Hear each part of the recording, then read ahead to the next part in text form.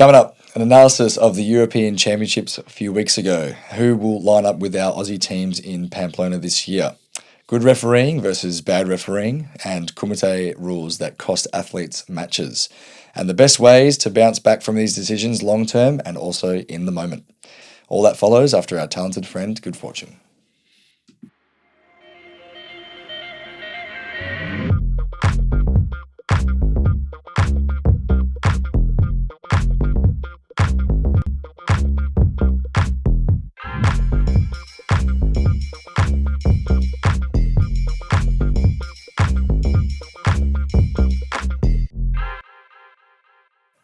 Welcome back to the Kaizen Culture Pod, where we are keeping the conversation moving within Australian karate. My name is Mitchell Durham. I'm here with John Stainer and Nathan Blockley, as always. We are free and available wherever you get your podcasts, whether it be Spotify or Apple Podcasts. We're also watchable on YouTube. Please give the podcast a rating if you're enjoying the content. And as always, please let us know your thoughts and opinions and anything you'd like us to talk about by sending us an email at kaizenculture.info@gmail.com. Even sign up to the mailing list to find out everything that we're doing this year at kaizenculture.org. Guys, I'm pretty happy that I've gotten that 2 times in a row now. Yeah, no, That's impressive. great. It's been like on my mind. I've been wanting to nail this intro, and 2 times in a row. I'm so stoked. And the listeners don't know, but listeners, it takes a lot more than 2 times. I was hoping to keep that a secret. Yeah, everyone's thinking, wow, it just flows off the tongue so nicely. It doesn't. It takes Well, it does now. It does now. These 40-minute podcast episodes taking 2 hours. Anyway, thanks for tuning in again. We're going to the European Championships was a couple of weeks ago now. By the time we release this episode, we are recording this, sometime in advance. So I actually think that the Pan Americans happen before we release the Europeans. No, it's happening. We're going to release this episode, but we don't know the results of the Pan Americans, so it would be good to talk about, but we'll talk about that later. But I think the Europeans, it's such a statement event always, within karate. It should be the standard for continental championships, and as Oceania, we're striving to be like the Europeans. I mean, there's still a bit of flaws with the Europeans. I mean, it's a huge event. I think they hosted it in a stadium that was 20,000 or something, like capacity, 25,000 people. Yeah, but I mean, they couldn't fill stands. It kind of looked bare, right? Yeah, it looked very bad. It's nothing to do with the quality of the tournament. It's just maybe the marketing push behind it. I don't know what sort of funds the European Karate Federation has in terms of pushing this sort of event, but it would be nice to see it a little bit more packed. I mean, I know that even just the Paris Open we went to in 2017, that was a huge stadium, and it looked like pretty. It wasn't like full, but there were people everywhere. Yeah. Yeah. So Karate's probably bigger in France though than a lot of other countries. Croatia. Yeah. Yeah, very true. In terms of like people that would just want to see it because they already know about it. And Well, I mean, Croatia got 3rd on the medal tally, so you would think that they're home advantage? no such thing. No such thing. Gobble. Yeah, I just dropped that. Okay. The Europeans, I really enjoyed watching. I think it was probably the most Europeans I've watched to date because of the team event side of it and how much it really impacts us Australians with the Team Kumite Worlds. Team Kumite. Team event Worlds, but our teams are going for Kumite. It was just so exciting to see the countries go through and who we're going to face up with because it's just so exciting to see. We're going to be fighting up with Greece and all of the usual countries that we expected, but some of them didn't make it, which is huge, massive for you guys. And we'll do a little mention of the pick'ems as well. Yeah, before the Europeans, a lot of people joined in on social media and did a full list of what they believe the podium would look like, and then who would qualify for Worlds at the end of the year as well. And I believe it was Zane. It was Savadra. Zane, I think is that his name? I can't. Was it a different Zane? No, it's Zane's version. Yeah. He topped it by so much. Like, what was it, like 9 points or something, or difference? Like, you got 14 points. So the way it works is like if you pick a qualifier, you get a point. But if you pick the qualifier in the exact position, you get like 3 points. So it was pretty cool to do that pick'ems, and hopefully we can do that for the rest of the continental championships. But like straight off the bat, like the first round went through, and like quite a few of the countries that I picked and you picked were out, and it was like, what is happening in these championships? It's great to see you guys know what you're talking about. Yeah, I felt very humbled. I'm glad I missed that episode. But it's good that it's so hard to predict who can go through. You know, it's boring when it's like the same teams get through, the same individuals get through rounds. So it's not a sport when it's like that, right? No. Yeah. No. Well, it's so cool. We've got some big highlights from the event. I want to start off with male cutter, Ali Safoglu, just annihilated the division and Quintero in the final. Yeah, I only watched the final, but Quintero's cutter was great. I really liked it. Mm-hmm. And then, I don't know, early on I was just like, wow, this is better when Ali came on. It's really nice to see some like strong, grounded kata like being appreciated. I think particularly Shotokan style and having a bit more of a balance maybe with him pushing and some other good Japanese Shotokan athletes pushing. And then the female side, that like these katas are also good. You know? Well, on the other side, the female side, Dilara Bozan, she won. She took it away from Italian Terrafino. I can't say the last name. Terriana Diafrio or something. Terriana Diafrio. Diofrio. It's great for Turkey, right, to get both individual, and then you were saying they won the male team kata. Yeah. And they won the championships off those 3 kata medals, which quite often you see championships are won off like kumite medals with more events. Yeah. That's big. I've got to say, Damien's been quite a staple of world karate kata over the last decade or so. This has got to hurt this tournament. His career's always been like he's the bridesmaid, not the bride. A little bit. I love that analogy. That's huge. He's won. It's unfair. He's won some Europeans, I think. Of course. But he's second in a lot of big events. No, we're running with this analogy as well because, like, can we get a little... not last Worlds, but the previous Worlds when Ryo Kuna was still in it. He threw the what's it called? Where you catch did he? The bouquet. The bouquet. He threw the bouquet back. Damien caught it because he's next in line, and then Ali steps in and just wins the world. Wow! I did not know about that, and he's come second to. Wait, are you talking about a metaphorical bouquet? Yes, of course. Oh, I thought you explained it like there was an actual bouquet. No, like in a wedding. Okay. Kiuna was the bride. Sure. Threw the bouquet back. Caught it. Damien, he was the only one to... Everybody let him catch it because it was like, this is your turn now. Then come Budapest, Ali doesn't do incredibly well throughout the year in the Premier Leagues. I don't know if he won one. Maybe he won one, but like he got quite a few bronzes and then he just steps in and wins Worlds. Now, Damien started off the year with not getting out of the pool in Paris. I'm not sure who he would have been up against, but you've got so many Japanese athletes in these kata divisions now. And then he steps into Europeans and he loses to Ali again. I think he lost to him last Europeans as well. Yeah.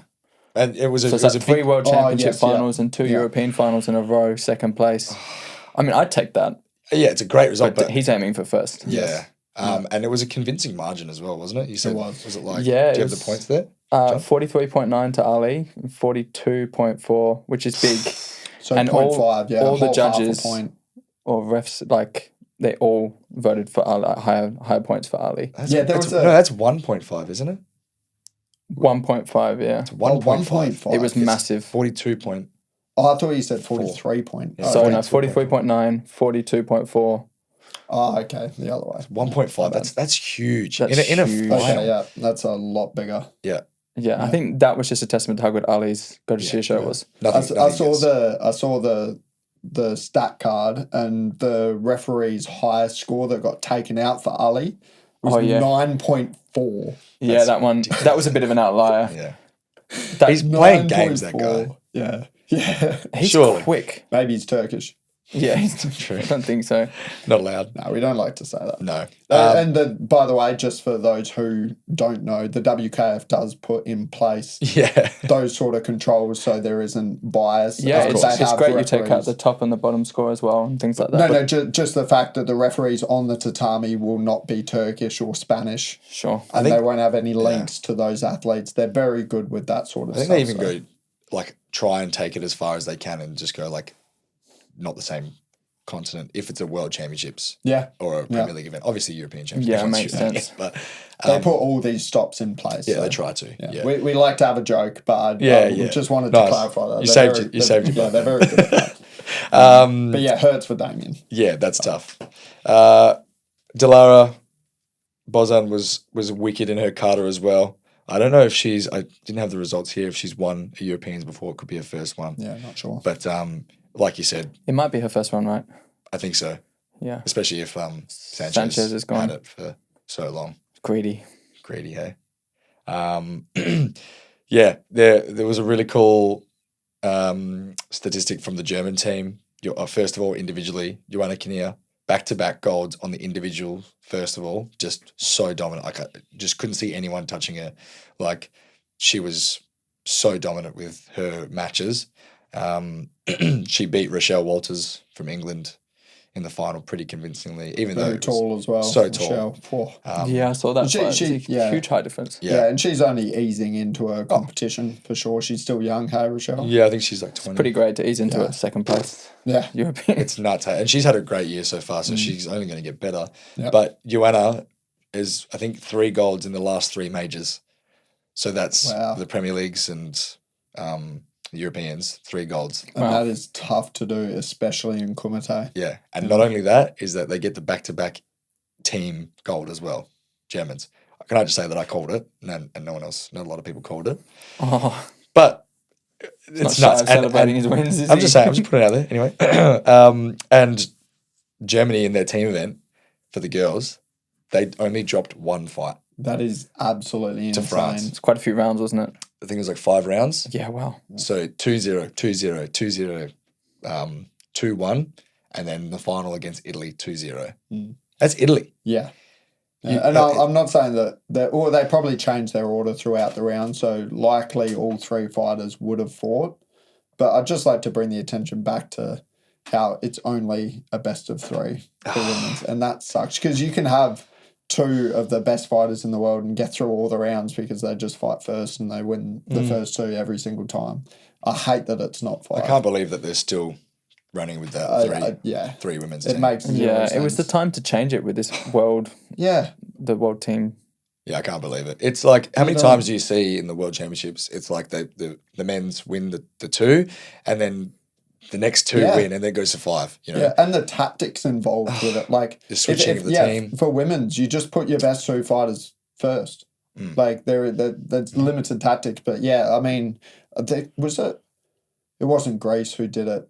I think I can't remember what team did it, but it looked like they intentionally put their 2 weakest fighters first to sort of take out the other. Azerbaijan. Was it Azerbaijan? Yep. Yeah. Take out the first 2 best fighters from the other team who went first and then swept. Yeah, reverse sweep. 3-2. So it was crazy. The gamble paid off. Yeah. Yeah. But I mean, with like, it's like a cheat code for Germans now for the female German team. Joanna Kinnear, and then you've got Reem, who's grand winner, European champion as well from last year. And then you've got the other German girl, Sarah, the lighter weight, Mia Bish, who's also in there.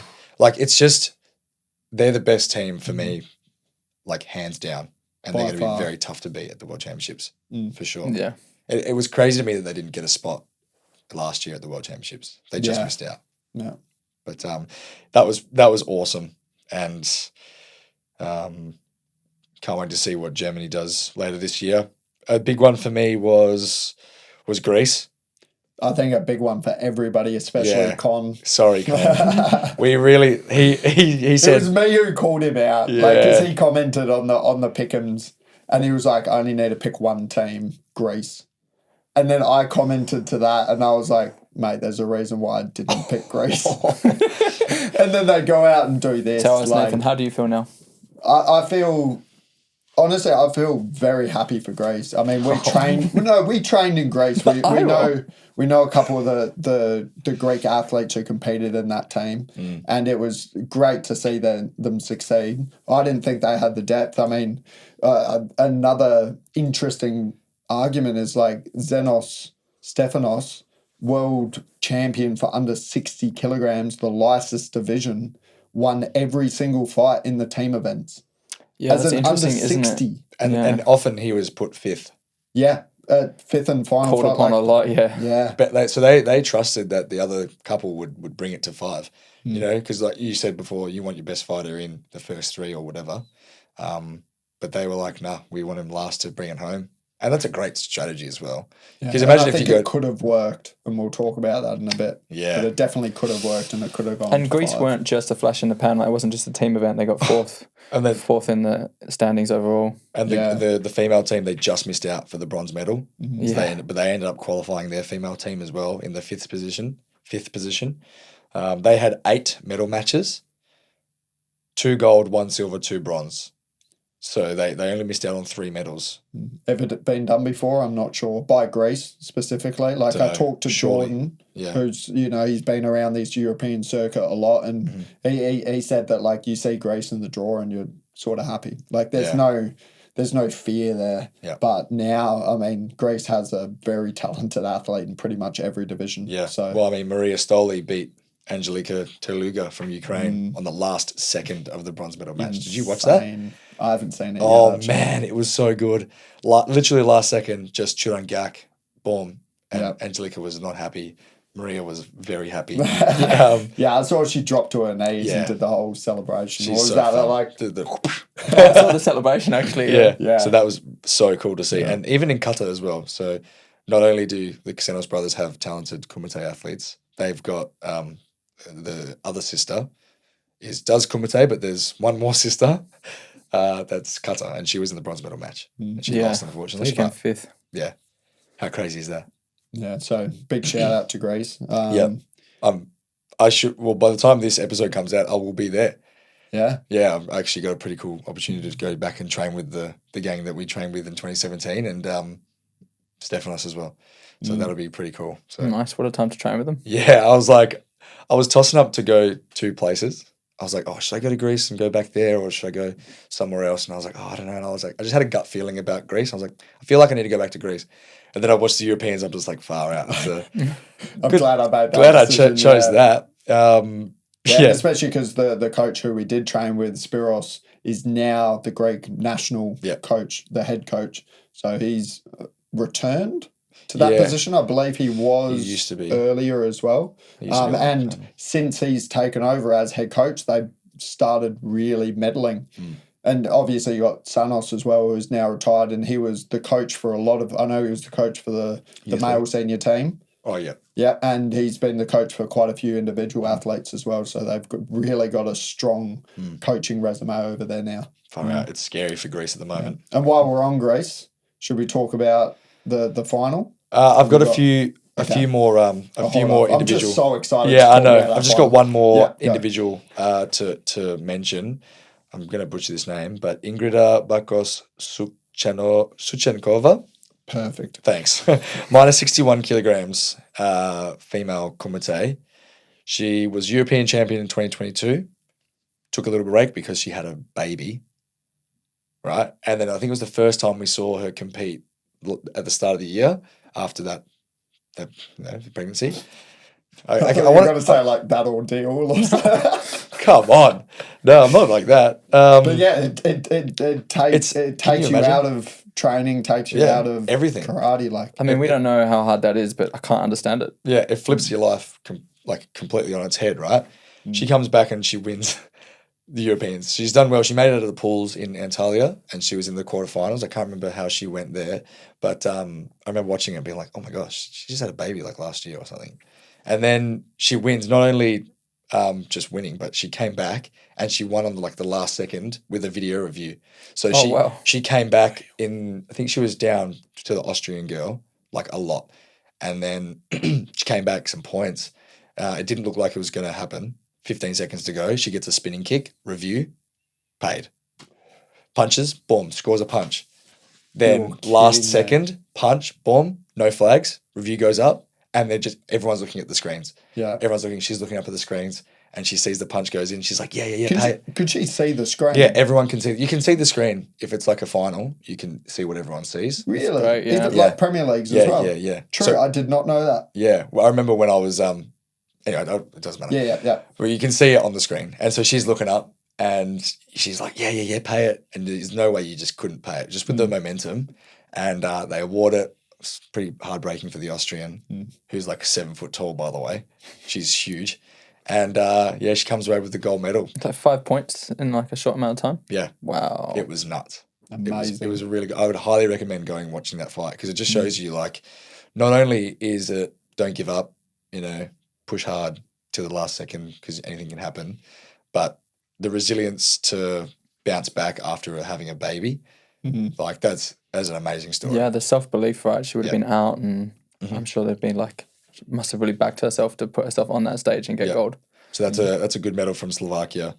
And mentioning Slovakia, we also counted out the Slovakian men's team as well, which came off.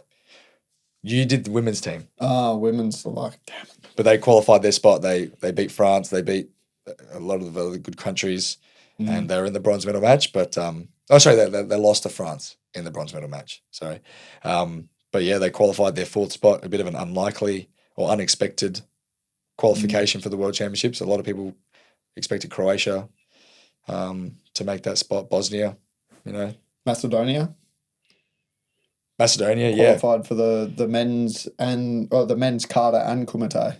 Wow. Which is pretty impressive. That's pretty Smaller nation. Any other interesting qualifications you can see there? Like lack of qualifications, maybe? Yeah, Like so for some people who teams. didn't make it, like Azerbaijan, that's a huge one for they the just men's missed out. team. Just missed out. Well, so they would have gotten the Macedonia spot depending on who wins the final. So So that would have been really going France, great. Is that a big miss? France they've already got their spot. Yep. Oh, okay. So they qualified for 3rd, and I get, they get this spot anyway. I really thought Ukraine was going to make the final. Yeah. Unfortunately, they didn't. Italy, Croatia. Croatia's the biggest one for me Yeah, in their home Sure. country. It's got to hurt. You've got the Kovacic brothers plus other great fighters, and you don't qualify for Worlds at the end of the year. That is heartbreaking. They like. Did we all pick Croatia to win? I picked them to get 2nd over. Oh, you picked Ukraine. Yeah. So Jordan and I picked Croatia to win. A lot of people did. A lot of people who participated picked Croatia, and they didn't even qualify, and that was a huge shock. So they lost to Macedonia, was it? Yeah. They lost to Macedonia, and then Macedonia lost to Ukraine. Remember. Was it Ukraine? Sorry, no, they lost to Greece. Other side of the draw, yeah. To Greece. Yeah, you're correct. So that was a huge upset. And the Croatia-Macedonia matchup went down to the 5th fight as well. And it was the under 67. He got 2nd at World, so exceptional fighter to Stephen DaCosta against... That's Montenegro. Oh, is that Montenegro? Yeah, you're talking about Montenegro. Oh, that's what I'm talking about. Not Macedonia. My bad. Montenegro. Sorry. I get confused with the Balkan states. Yeah. Montenegro, under 67 versus Angelo Kovacic, the Premier League gold medalist. European gold medalist for plus 84. So plus 84 versus take 67 in the 5th and final match, and Montenegro get the win there and go through. It was pretty crazy. But then they don't qualify either. Wow. It's just Europe's so deep. Their talent. It's a very hard, and you could argue that 5 qualification spots is just not enough for Europe. But they've got the most out of everyone. Yeah, especially because when Pan America get 3, Africa get 3. So I suppose they do get the most anyway. But maybe it's not enough. Yeah, you're right. Anyway, anything else that stood out to you over the course of the European Championship? I just think that if you have the chance to watch some of the fights. Watch some of the katas from the Europeans. It's the same. I would say it's the same level as the World Championships. Like I always view the European Championships as like the same quality and standard. It's the best in the world competing still. And like you said, it's so competitive. You don't know who's going to win. So there's some really great fights to try and, especially as a junior, to try and study and model your game around. Absolutely. And then Can I go on to the male team final? Well, we actually need to take a little short break, unfortunately. God, Mitch. Really quickly. It's a little quick break, and then we'll do it's okay. We can do a little break. All right. Let's just go into the break, please. Okay. All right. Have you calmed down, Nathan? It's early morning. I'm still a little bit. I'm on edge. You're excited? Yeah, I'm excited. Yeah. I'm on edge. I'm excited. It's I a- it's want a- to get I into wanted it. to get you like a tea and a biscuit and just see if you just. Tea's still got caffeine in. I don't know if that'd be the best choice for me. You wanted to mention a few things about this. Yes, Team event yes, I do. So my volume's apparently turned down. Right, that's better. Sorry about that. Okay, so the team final for the men's, Greece versus who the champions are, Italy. It was the matchup was just a great matchup, and it went. I can't remember who won the. Was it Italy won the first two? Mastrigianus. Yeah, so it was Italy won the first one. I think Greece won the second one. Then Italy won the third one. So close for Dribas, who we're good friends with from Greece.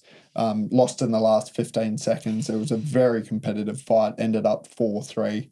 Dribas was ahead 3-3 going into the last 15 seconds with Senchu, but just couldn't hold on to that Senchu advantage and then lost a point as well. So unfortunately that went Italy's way, but there was still hope. Because you had Xenos in the back. Right? Yeah, Xenos in the back, and then the young... Was it the young who got third? Yeah, he got bronze. So he got bronze in his individual, a young under 21 He was just in Corona. He got bronze. Did he? Yeah. Oh, fantastic. So he's an exceptional fighter. You didn't know his name? I think it's like Georgios. Something like that. That sounds Cavalli. great. Great. Oh no, I feel like I'm gonna get it up because it's bad. Thank you. Yeah, so and I'd love to know as well because he did very well against what's his name? I'm blanking. The Italian. Mitch. Sorry, I'm gonna have to. Oh, sorry.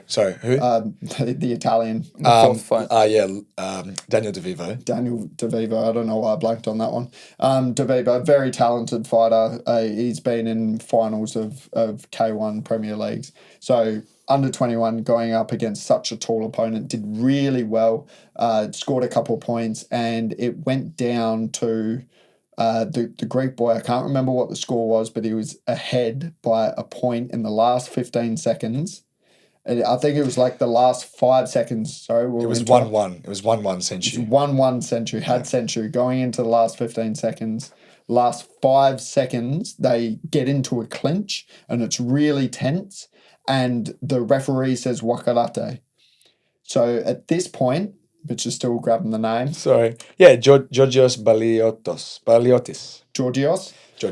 Georgios starts to back out to separate for wakarate, which is what you're supposed to do. Now, at this point, the referee is behind DeVivo. So DeVivo can't see the referee at all. Currently supposed to be wakarate. DeVivo's still closing the distance, still pushing. And Georgios is like, he's still backing off. He's trying to get this separation for the referee to say Ajame. DeVivo can't see, advances. The referee calls Ajame when DeVivo can't see him, and DeVivo's still being aggressive and still closing this distance. And then as soon as Ajame is called, DeVivo launches an attack and scores in the last 2 seconds. Yeah. Controversial. Very controversial because one, I don't believe the referee is allowed to be, he has to be perpendicular to the fighters to do this wakarate and Ajame. He can't be behind one of them where one of them can't see him. 2, you should not be calling Ajame when an athlete is pressuring and pretty much attacking. Because DeVivo, I doubt DeVivo even heard wakarate. You take the warning every day of the week to try and score a point. He did seem to step back initially when I watched. Okay. But then he was back into the fight very quickly. Without the commencement before of the Ajame. Yeah. You can tell that he wasn't waiting for Hajime. He just went, I'm going back, and then I'm going to go back in. And nothing against DeVivo. He did exactly what he needed to do, and he won the fight, and he won the final for Italy. But for the referee, he got caught up in the moment. The world team finals, the European team finals, he just got starstruck and he was like, "Oh, I don't know what to do," and just called Ajame. He shouldn't have. He should have said Yame, and he should have given DeVivo a not listening warning. It would have been pretty rough because DeVivo couldn't hear and like he was back faced and whatever. Maybe the referee was in the wrong position. He should have positioned himself better during the fight. I don't know what it was, but Georgios lost this fight because the referee called Ajame when he shouldn't have. And I think, like, on that scenario, the scoring, what made this a little bit tricky is the scoring point was after the Ajame. And so the judges were correct in scoring the point. It's not up to them, right? They can only score the point after Ajame. It was after Ajame, but he clearly, it looked like he was even feinting or throwing some techniques before the scoring one. And he definitely closed the distance. And to me, that's not the spirit, at least. There was no it wasn't disengaged involved. Yeah, he went back, but he re-engaged before the Ajame. Yeah. And the referee there, unfortunately, I think didn't handle that. This is just like really, really tough because this is not it's a tough rule to adjudicate and to be on top of. So this is a fault of the actual rule itself, and it's not a fault of the referees because there was like 1 second to go. So do you just go wakarate, timer goes? That is the rule, right? You have to go to wakarate. If he did advance, it's Yame warning. Georgios wins, right? But this is what we want in karate. We want exciting moments like this to try and win. So, you see it so many times in the last 15 seconds. Referee says wakarate. You separate. Maybe someone's not separating as far as they should because they don't want to waste time or they don't want to give up any ground. 3 seconds to go off of the clock. Now you're all of a sudden down to 4 seconds, 5 seconds left on the clock. So this is a terrible example of how we are creating a stagnant sport with kumite. With less controversy. Yeah. More decisive decisions. Absolutely. You need to, I don't know, maybe the answer is no wakarate in the last 15 seconds. It's just a straight yame. If you're not, if you're in close distance not doing anything, it's just a straight yame, bring it back to the start. Yeah, nobody's grabbing, nobody's pushing. But the wakarate in the last 15 seconds needs to change because... Wakarate is one of the newest kumite rules, isn't it? Yeah, this year? Last year? Oh, gosh. I think it was last year. It's got to be last year. Last year.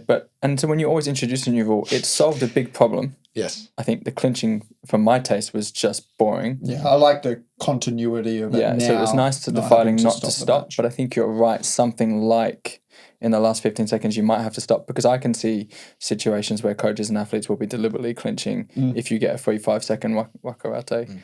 Instead of just like a straight yame, and that might be half a second you've lost. As soon as the rule came out, that's what Mitch and I discussed, is it's now a tactic if you're ahead on points and you can sort of disguise the being too close, as in you're not intentionally doing it because that would be a warning, but you're not moving back much or you're only moving back a tiny bit but not enough.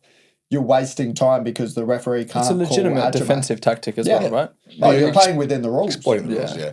It's just it's unfortunate because you would have loved for the men's final to go to 5 fights, and not end on a controversial decision. And it should have. Recovering from that can be tough as well, right? So when you're on a decision that looks like we all agree it's probably wasn't quite handled well, and to bounce back from that and feel like that cost you, it did cost this match. Yeah. Oh man, did you change the final completely? Did you see Georgios go up to DeVivo after the fight?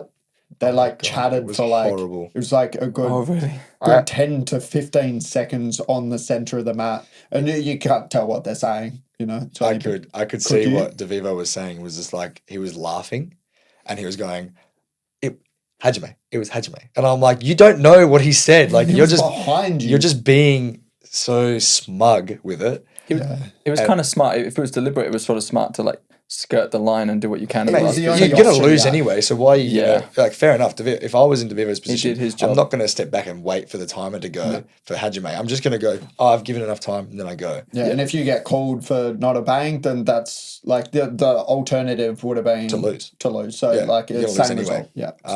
But yeah, in that moment, for Georgios, you could see he was so upset. He was just, he's young. He's like 19 or something. He had this shot. He got the bronze for the individuals. He could have saved it for his team and bring it to 5 fights, but then... and then you would have had Xenos in the back pocket. Crazy. But what I wasn't sure about, though, was he ready enough himself? I know that it wasn't an Hajime, but he didn't look switched on to me. True. Yeah, there's a lesson to be learned there a little bit. Yes. And then that's probably what he'll be ripped into by his coaches as well. Yeah, because he was relying on the referee to keep it separated or to say that DeVivo or Yame, DeVivo, you're not listening. I'm giving you a warning. Yeah. This is actually good to talk about now because some people, it happens. Some people, everybody has been in this position where a referee decision might not have gone your way, or you disagree with it, or it was just flat out wrong, because referees are human. And for this bloke who made the mistake on one of the biggest stages in the world in the final, we are human. Like, I can't say that if any other referee was in that position or myself was in that position that you wouldn't have made the same mistake. It's a split-second decision as well. It's everyone on that tatami, coaches, athletes, are making mistakes. Absolutely. Yeah. It's just that the spotlight just gets shone on a referee when it happens, unfortunately. So much scrutiny on the refs. Yeah. So I think it's pretty impossible to get this out of karate. Like, we are the officials are all humans. They all make mistakes. This is going to happen to you, and it has happened to everybody. Especially, I remember from my childhood, kata was the most frustrating thing. When a kata decision didn't go your way, and you thought, and it's even worse when your coach agrees that it should have gone your way. It is heartbreaking, because it's like, what am I doing this for? Like, if I'm going to this, I'm training all year for this tournament, and then I go in the tournament and I lose because of the referees, that is hard to mentally bounce back from. Yeah, and sometimes that might be the case, and I think half the time it's just a perception. A lot of the time, but you still have to handle that like, whether it's your perception of it doesn't change how it impacts you, even if it wasn't like really harsh done by. Yeah. And so it's still like managing that, and sometimes coaches can be helpful with that, and sometimes coaches and parents, but particularly parents, can be very unhelpful. Particularly, they can just inflate the. Because they want the best for their kid, right? I think as a parent, if you see them and you feel like they were like a little bit harsh done by, unlucky, and could have got a medal, you feel so out of control as a parent, and you have such desire for your child to want to do well. And so I understand that, but sometimes it's like you got to take a step back from that conversation, and it's justified. It is, because there are mistakes that happen in karate, and it can cost medals, it can cost results. So if you're a parent or you're a coach or you're an athlete, it can be justified to feel very frustrated. But also, if you let it get to you and your mentality, it's not going to help you in the long run. This is just the nature of competition itself. Decisions don't go your way, and you've got to be strong enough mentally to push past that. I mean, I've always adopted that sort of mindset of, like, even if I do think that a decision was wrong or didn't go my way particularly, my mindset is like, I wasn't good enough to be a convincing winner, or I should have just been better and shouldn't have made that mistake. It's always putting it back onto you. No matter how many times a referee misses a point for you, you have another chance to get another one. Or for kata, it's so much harder for kata. But, you've got to be in that mindset of, like, I can be better in that situation. It's really difficult, I think, within a fight. If you don't bounce back, you might then do more damage to your fight than was done by that missed point, right? Absolutely. Like, you're not in the right headspace. I think you can even connect this with kata. The amount of times at Australian level that I lost in the semi-final, and that would frustrate me. And then, there was one time in particular, if my coach didn't snap me out of that, I wasn't winning the bronze medal, which I probably should be winning. It's like that. If I didn't get in the right headspace, and then all of a sudden I've let this one decision turn into a missed medal opportunity, that's much worse. That is bad. And so sometimes you need to bounce back immediately. Yeah, so a good example of that is Max Noble. He's struggled with, during the fight, being very frustrated with the referees when he's been thinking that he's scoring and the referees aren't paying for it. And it frustrates him, and it makes him a worse fighter for the rest of the fight.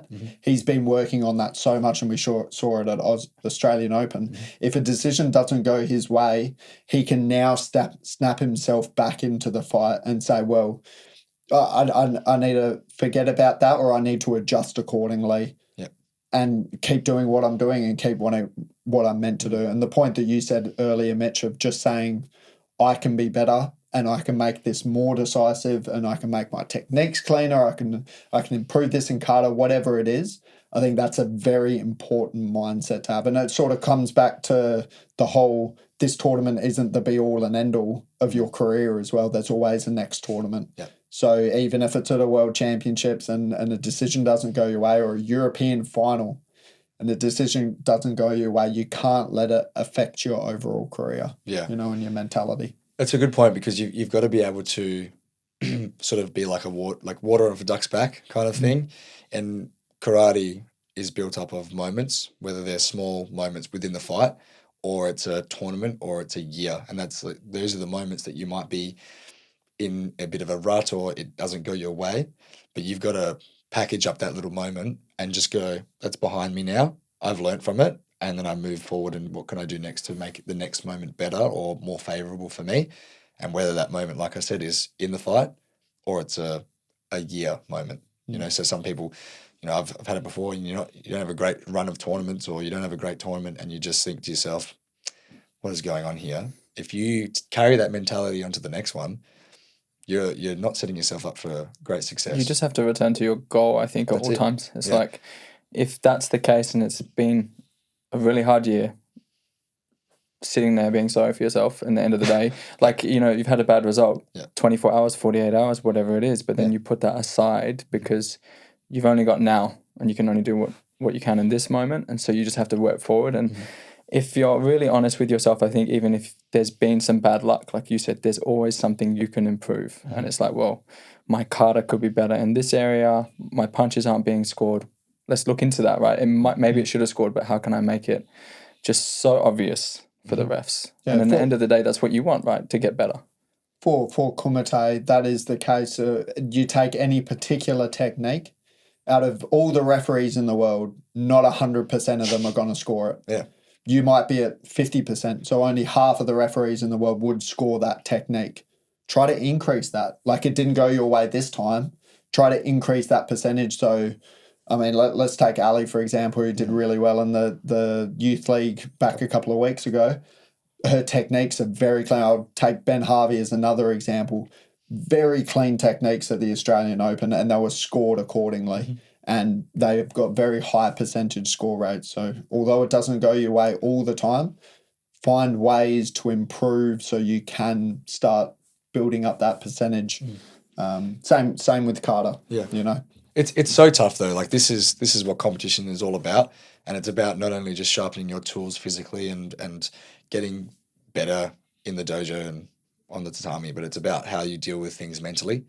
And you've got to find ways to strengthen your mind and to bounce back that way. So, for me, it's been a lot about meditation and mindfulness, and trying to decrease, or not put so much pressure or value on a result. If something happens, that doesn't dictate how valuable or my value.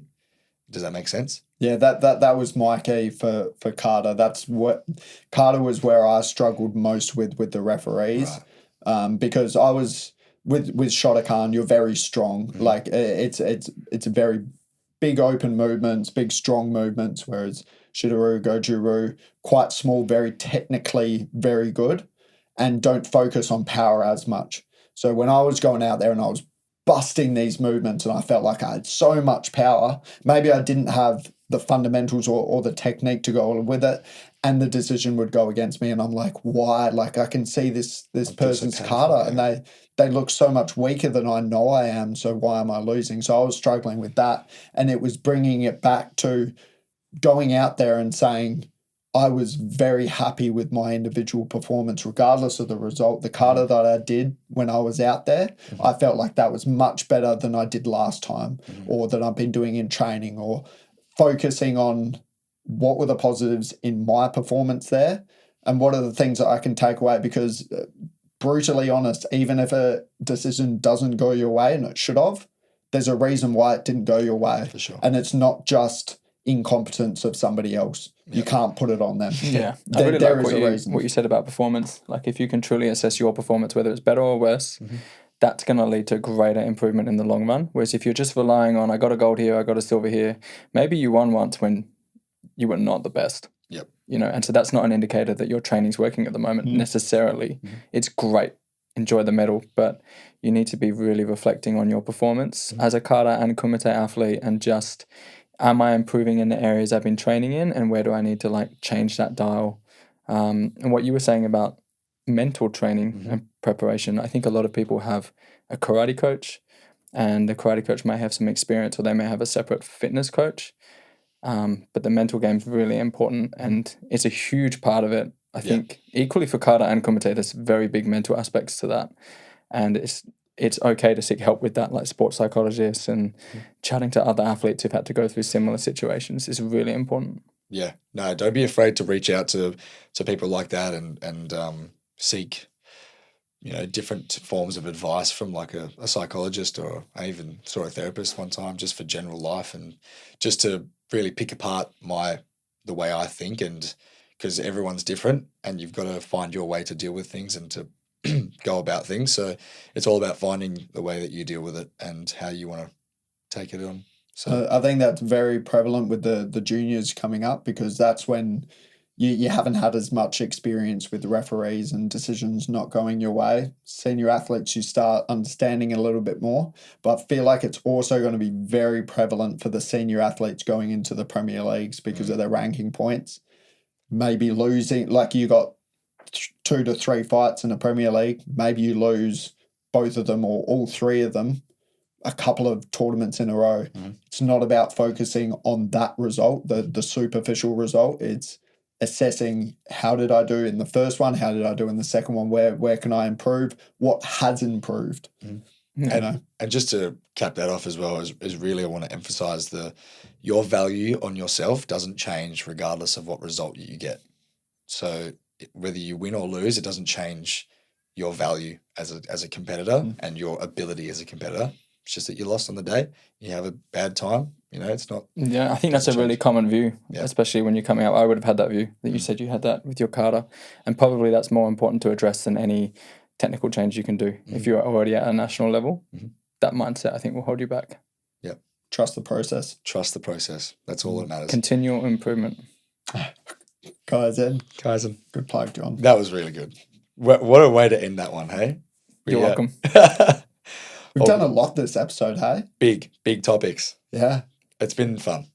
And just to really clarify, we respect all the referees. I think the world stage and the Australian Is that Nathan stage. second or third? Like, I better just. We have dug into them. Of course. But they are human, and they. How much do referees get paid? Nothing.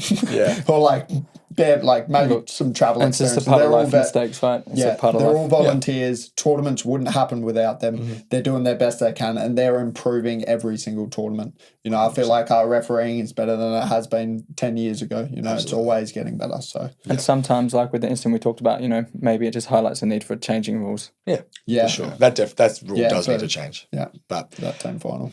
All right. As always, please let us know your feedback and ask questions. After all, we're an organisation for you. Send us an email at kaizenculture.info@gmail.com. Even sign up to the mailing list to hear about the things that we're doing firsthand. Sign up to our website, kaizenculture.org. Thanks, everyone, for listening. Thanks, lads. Might not see me on the next one, but who knows? Who knows? Might have to get a substitute. Could be a good one. Oh. So where are you going, Mitch? Well, currently, as we speak, not as we speak, as you listen, I'll be in Greece.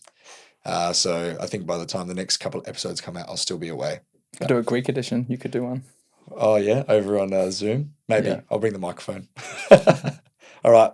Thanks so much. See you on the next one. Cheers, guys.